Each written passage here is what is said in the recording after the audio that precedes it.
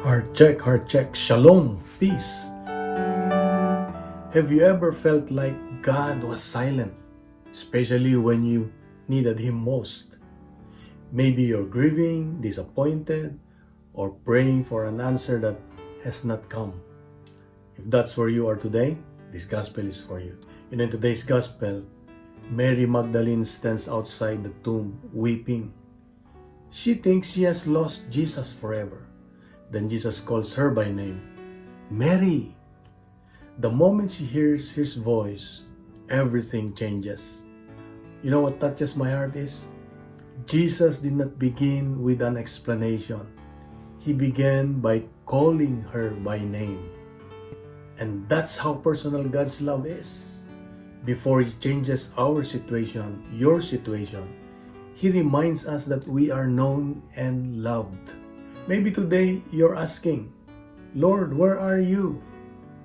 But what if Jesus is standing closer than you realized?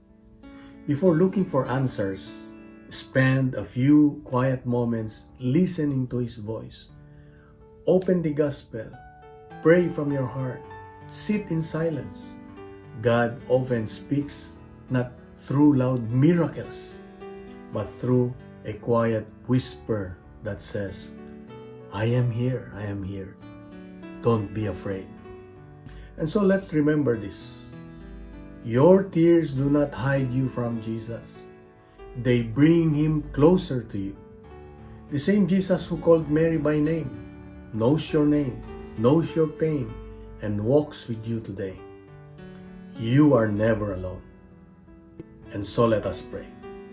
Lord Jesus, thank you for knowing me by name. When I cannot see you, help me recognize your voice. Fill my heart with hope, replace my fear with faith, and remind me that you are always near. Amen. In the name of the Father, and of the Son, and of the Holy Spirit. Amen. And here's my question. When was the last time you felt Jesus calling you closer to Him? Your answer, please write on the comment section. If these daily gospel reflections help your prayer life, follow, like, subscribe, and share so we can reflect together every day. Let's fill social media with good news, not fake news. Let's make the Word of God go viral. God bless you, and remember, God is always good.